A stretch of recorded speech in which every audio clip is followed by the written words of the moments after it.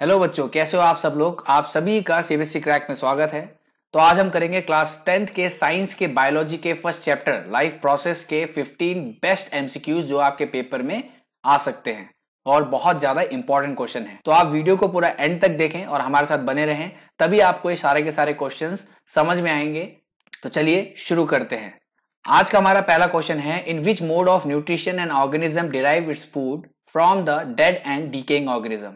ऐसा कौन सा मोड ऑफ न्यूट्रिशन है जिसमें ऑर्गेनिज्म मरे हुए पेड़ पौधे या फिर एनिमल से अपना खाना लेता है। और ये है आपके चार ऑप्शंस।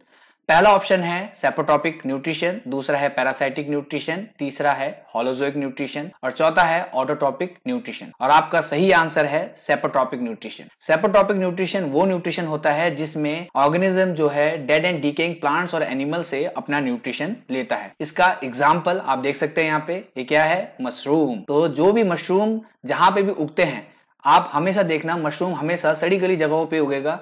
जहां पे चीजें सड़ रही हों वहां पे मशरूम को बेस्ट एटमॉस्फेयर मिलता है ताकि वो उग सके, क्योंकि वहीं से वो लोग खाना डिराइव करते हैं। तो चलिए नेक्स्ट क्वेश्चन की तरफ चलते हैं। नेक्स्ट क्वेश्चन है, roots of the plant absorb water from the soil through the process of. जो पेड़ पौधों की जड़ें होती हैं वो पानी को एब्जॉर्ब करते हैं सॉइल से, किस प्रोसेस के थ्रू? तो ये है आपके ऑप्शन। पहला ऑप्शन है डिफ्यूजन, दूसरा ऑप्शन है ट्रांसपिरेशन, तीसरा है ऑस्मोसिस और चौथा है नन ऑफ दिस। और इसका सही आंसर है ऑस्मोसिस। अब मैं आपको ऑस्मोसिस के बारे में समझाता हूं कि ऑस्मोसिस है क्या। ये यहाँ पे आप लोगों को दिख रहा होगा एक मेम्ब्रेन है जिसको हम सिलेक्टिव परमिएबल मेम्ब्रेन बोलते हैं, जो सिर्फ सिलेक्टिव चीजों को ही एक जगह से दूसरी जगह भेजता है। तो पानी का जो कंसंट्रेशन है ये हाई कंसंट्रेशन से मूव करता है लो कंसंट्रेशन की तरफ, और इसी मेथड के थ्रू पेड़ पौधों की जो जड़ें हैं वो पानी को एब्जॉर्ब करती हैं। तो चलिए अब करते हैं नेक्स्ट क्वेश्चन। नेक्स्ट क्वेश्चन है, the site of photosynthesis in the cell of a leaf is. तो ये हैं आपके चार ऑप्शन। पहला है क्लोरोप्लास्ट, दूसरा है माइटोकॉन्ड्रिया, तीसरा है साइटोप्लाज्म और चौथा है प्रोटोप्लाज्म। और इसका सही आंसर है ऑप्शन ए, क्लोरोप्लास्ट। यहाँ पे आप देख सकते हैं, ये आपको दिख रहा होगा पत्ता, और इसी के अंदर यहाँ पे आपको बहुत सारे स्टोमेटा दिख जाएंगे, और ये जो आपको दिख रहा है ये है आप लोगों का क्लोरोप्लास्ट, जहां पे फोटोसिंथेसिस जो प्रोसेस है वो होता है। इसीलिए इसको हम लोग kitchen house of the cell भी बोलते हैं। नेक्स्ट क्वेश्चन है, in amoeba food digested in. Amoeba के अंदर जो फूड होता है वो कहां पे डाइजेस्ट होता है? ये हैं आपके चार option, food vacuole, mitochondria, chloroplast और स्यूडोपोडिया। तो आपका सही आंसर है फूड वैक्यूल। डायग्राम के जरिए समझेंगे कि जो अमीबा है वो फूड डाइजेस्ट कैसे करता है। तो यहाँ पे आप डायग्राम देख सकते हैं, ये है अमीबा। ये एक फिंगर लाइक प्रोजेक्शन बनाता है जिसको हम स्यूडोपोडिया बोलते हैं।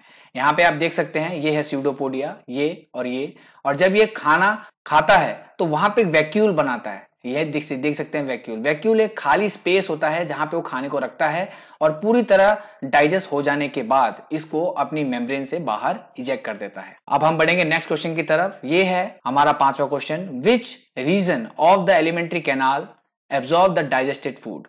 ह्यूमन बॉडी में कौन सी ऐसी जगह है जहां पे जो डाइजेस्टेड फूड होता है वो पूरी तरीके से एब्जॉर्ब होता है? ये है आपके ऑप्शन। पहला ऑप्शन है स्मॉल इंटेस्टाइन, दूसरा ऑप्शन है स्टमक, तीसरा ऑप्शन है लार्ज इंटेस्टाइन और चौथा है नन ऑफ दिस। तो आपका सही आंसर क्या होगा, सोचिए। तो सही आंसर है आपका स्मॉल इंटेस्टाइन। ये आप डायग्राम में देख सकते हैं, यहां से खाना जाता है और यहां से जाने के बाद पेट में जाएगा। पेट में जाने के बाद वहां पे जितनी भी गैस्ट्रिक जूसेस होंगे वो सिक्रीट होंगे। सिक्रीट होने के बाद वो खाना पचेगा, उसके बाद जाता है स्मॉल इंटेस्टाइन, और हमारे स्मॉल इंटेस्टाइन में ही खाना सबसे ज्यादा पचता है बच्चों।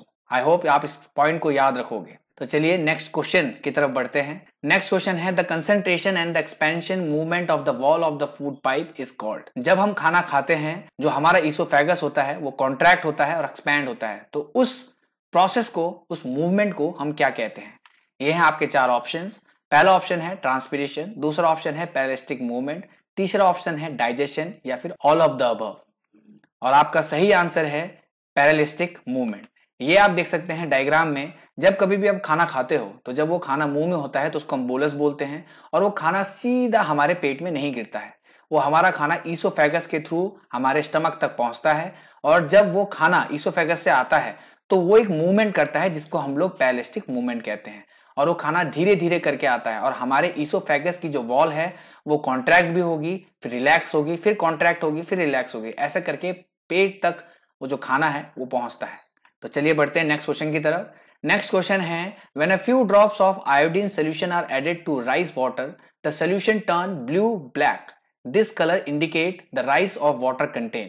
कहने का मतलब क्या है कि आपने कुछ ड्रॉप आयोडीन का चावल के पानी में डाला तो उसमें क्या चेंजेस आपको देखने को मिलेंगे, यही क्वेश्चन ये पूछ रहा है। और ये है आपके चार option, simple protein, chemical, starch या फैट। तो कौन सी ऐसी चीज है जिसकी वजह से वो रंग चेंज हो जाता है ब्लू ब्लैक में? तो उसका सही आंसर है स्टार्च।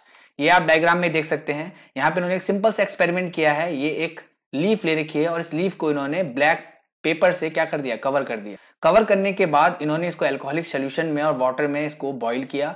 बॉईल करने के बाद जब इन्होंने इसको निकाला, निकालने के बाद इन्होंने जब आयोडीन सोल्यूशन इस पत्ते के ऊपर डाला तो इन्होंने क्या देखा कि ये जो बीच वाला पोर्शन है जहां पे हम लोगों ने ये ब्लैक पेपर लगाया था, यहाँ पे कोई भी रंग का चेंज नहीं आया है। लेकिन जहां पे उन्होंने ब्लैक पेपर नहीं लगाया था वहां पे आयोडीन के ड्रॉप गिरते साथ ही वो रंग चेंज करना शुरू कर देता है ब्लू ब्लैक। और वो क्यों कर रहा है? Because of starch. तो चलिए नेक्स्ट क्वेश्चन की तरफ बढ़ते हैं। नेक्स्ट क्वेश्चन है name the substance whose buildup in the muscle during the vigorous physical exercise may cause cramp. जब कभी भी आप बहुत ज्यादा हैवी फिजिकल एक्सरसाइज करते हो, जैसे स्विमिंग हो गई, साइकिलिंग हो गई, तब हमारे मसल्स में क्रैम्प आ जाता है और हमें पेन फील होता है। ऐसा क्यों होता है? ये क्वेश्चन ये पूछना चाह रहा है। आपके चार ऑप्शन है, पायरुवेट की वजह से, लैक्टिक एसिड की वजह से, कार्बन डाइऑक्साइड, पानी और एनर्जी की वजह से, या फिर इनमें से कोई नहीं। आपका सही आंसर है लैक्टिक एसिड। तो इसको हम समझेंगे डायग्राम के थ्रू। जब कभी भी आप बहुत ज्यादा हैवी फिजिकल एक्सरसाइज करते हो तो हैवी फिजिकल एक्सरसाइज करते हुए हमारी सांसें जो हैं वो छोटी हो जाती हैं और ऑक्सीजन का अमाउंट हमारी बॉडी के सेल्स तक उतना नहीं पहुंच पाता जितना पहुंचना चाहिए। और जब उतना ऑक्सीजन नहीं पहुंच पाता तो हमारे जो सेल्स के, जो हमारे मसल्स के जो सेल्स हैं वो कार्बन डाइऑक्साइड का इस्तेमाल करते हैं और वहां पे एक रेस्पिरेशन करते हैं जिसको हम बोलते हैं एनाएरोबिक रेस्पिरेशन। और उसके दौरान एनर्जी तो निकलती है और वो एनर्जी बहुत कम निकलती है और उसके साथ साथ एक चीज बनती है जिसको हम बोलते हैं लैक्टिक एसिड। और इसी लैक्टिक एसिड के ज्यादा होने की वजह से हमारे मसल्स में क्रैम्प आता है। तो आई होप आप समझ गए होंगे। तो चलिए बढ़ते हैं नेक्स्ट क्वेश्चन के और। नेक्स्ट क्वेश्चन है the respiratory pigment in the human being is. Respiratory pigment कौन सा होता है इंसानी शरीर के अंदर? ये हैं आपके चार ऑप्शन, कैरोटीन, क्लोरोफिल, हीमोग्लोबिन या सभी। तो आपका सही आंसर है हीमोग्लोबिन। अब हीमोग्लोबिन को समझेंगे हम। ये हीमोग्लोबिन एक पिगमेंट होता है जो कि हमारे आरबीसी के अंदर होता है, जिसकी वजह से हमारा खून रेड दिखाई देता है। आप यहाँ डायग्राम में देख सकते हैं, ये है ऑक्सीजन मॉलिक्यूल और ये है हीमोग्लोबिन मॉलिक्यूल। और जब ये ऑक्सीजन जाता है तो ये हीमोग्लोबिन जो मॉलिक्यूल है इन ऑक्सीजन को एब्जॉर्ब करेगा। एब्जॉर्ब करने के बाद ये आरबीसी सेल्स के थ्रू हमारे हर बॉडी के सेल्स तक जाएगा, जिसकी वजह से हमारे सेल्स प्रॉपर्ली काम कर पाते हैं, वर्क कर पाते हैं। तो चलिए बढ़ते हैं नेक्स्ट क्वेश्चन की तरफ। नेक्स्ट क्वेश्चन है the movement of food in phloem is called. तो जो पेड़ पौधे खाना बनाते हैं, पेड़ पौधा खाना बनाने के बाद फ्लोएम टिश्यू के थ्रू खाने को पूरी प्लांट बॉडी में डिस्ट्रीब्यूट करते हैं, तो उस मूवमेंट को क्या कहा जाता है? तो ये है आपके चार ऑप्शन, इवेपोरेशन, दूसरा ऑप्शन है ट्रांसपिरेशन, तीसरा ऑप्शन है रेस्पिरेशन और चौथा ऑप्शन है ट्रांसलोकेशन। और आपका सही आंसर है ट्रांसलोकेशन। ये आप डायग्राम में देख सकते हैं, जड़ों के थ्रू, रूट्स के थ्रू वाटर मिनरल्स जाइलम कहां तक लेके जाते हैं? ऊपर तक लेके जाते हैं। और जाइलम का जो मूवमेंट होता है वो यूनिडायरेक्शनल होता है। और जब वो लीव्स तक पहुंच जाते हैं तो वहां पे एक प्रोसेस करते हैं जिसको हम लोग बोलते हैं फोटोसिंथेसिस। और जैसे ही वो फोटोसिंथेसिस प्रोसेस करते हैं तो प्रिपेयर्ड फूड, फ्लोएम जो होता है वो लीव से पूरे बॉडी पार्ट तक लेके जाता है पेड़ पौधों के, और उसी मूवमेंट को हम लोग कहते हैं ट्रांसलोकेशन। तो चलिए बढ़ते हैं नेक्स्ट क्वेश्चन की तरफ। नेक्स्ट क्वेश्चन है name a circulatory fluid in the human body other than blood. मतलब ब्लड के अलावा भी दूसरा सर्कुलेटरी जो फ्लूइड होता है इंसानी शरीर में वो कौन सा होता है? और ये है आपके चार ऑप्शन। पहला ऑप्शन है लिम्फ, दूसरा ऑप्शन है प्लाज्मा, तीसरा ऑप्शन है प्लेटलेट्स और चौथा ऑप्शन है नन ऑफ द अबव। और आपका सही आंसर है लिम्फ। जी हाँ दोस्तों, लिम्फ। और ये जो लिम्फ होता है बच्चों, याद रखना, डायग्राम के थ्रू हम समझेंगे। ये है आपका ह्यूमन हार्ट, और ह्यूमन हार्ट पहला सर्कुलेटरी सिस्टम होता है इंसानी शरीर में और दूसरा होता है लिम्फ। हमारा खून जिस भी पार्टिकल को छोड़ देता है पीछे, उसको लिम्फ दोबारा रिकलेक्ट करके हमारे बॉडी सेल्स तक पहुंचाता है, इसीलिए हम उसको दूसरा सर्कुलेटरी सिस्टम कहते हैं। तो चलिए बढ़ते हैं नेक्स्ट क्वेश्चन की तरफ। नेक्स्ट क्वेश्चन है where is the dirty blood in our body filtered. मतलब जो गंदा खून होता है वो हमारे बॉडी के अंदर कहां पे फिल्टर्ड होता है, साफ होता है? तो ये है आपके चार option, human heart, lung, kidney, option A and option B. तो आपका सही आंसर है किडनी। जी हां, आप सभी को लग रहा होगा कि ह्यूमन हार्ट में जो है गंदा खून साफ होता है, लेकिन नहीं, हमारा जो खून साफ होता है वो होता है किडनी में। ये आप डायग्राम देख सकते हैं किडनी, और किडनी जो बनता है वो छोटे छोटे नेफ्रॉन से मिलकर बनता है, ठीक है। और उसकी सबसे किडनी की सबसे छोटी यूनिट जो होती है वो नेफ्रॉन होती है। और किडनी का काम क्या है, ये पानी को भी फिल्टर करता है और ये हमारे डर्टी ब्लड को भी फिल्टर करता है। तो आपका सही आंसर क्या होगा, किडनी। चलिए बढ़ते हैं नेक्स्ट क्वेश्चन की तरफ। तो नेक्स्ट क्वेश्चन है, the procedure use for cleaning the blood of a person by separating urea from it is called. तो वो प्रोसेस जिसके द्वारा हम किसी भी इंसान का खून साफ करते हैं जब उनकी किडनी काम करना बंद कर देती है, तो उस प्रोसीजर को हम क्या कहते हैं? और ये हैं आपके चार ऑप्शन। पहला है डायलिसिस, दूसरा है फिल्ट्रेशन, तीसरा है डबल सर्कुलेशन और चौथा है फिल्ट्रेशन। और आपका सही आंसर है बच्चों डायलिसिस। डायलिसिस एक ऐसा मेथड है जिसमें इंसान का खून साफ किया जाता है और ये आर्टिफिशियली तरीके से किया जाता है। अब देखो, हर इंसान के पास दो किडनी होती है, अगर एक किडनी खराब हो भी जाए तो दूसरी किडनी से इंसान का खून साफ हो सकता है। लेकिन अगर इंसान की दोनों किडनी खराब हो जाए तो इंसान क्या करेगा? तो इंसान की सडन डेथ हो जाती है क्या? नहीं, ऐसा नहीं होता। इंसान आर्टिफिशियल तरीके से, जिसको हम डायलिसिस कहते हैं, उसके जरिए इंसान का खून साफ किया जाता है। और ये किसी किसी का एक दिन भी हो सकता है कि उसे रोज के रोज कराना पड़े, किसी को 6 महीने बाद भी डायलिसिस की जरूरत पड़ सकती है। तो ऐसा नहीं है कि बस रोज के रोज कराओ। हाँ, किसी की सिचुएशन अगर बहुत ज्यादा क्रिटिकल है तो उसको रोज कराना पड़ेगा, नहीं तो किसी को 1 महीने बाद कराना पड़ता है। और बहुत ज्यादा खराब नहीं है तो वो 6 महीने बाद भी डायलिसिस करा सकता है। तो डायलिसिस क्या है? डायलिसिस एक आर्टिफिशियल मेथड है जिसके जरिए इंसान की बॉडी के अंदर जो खून है उसको साफ किया जाता है।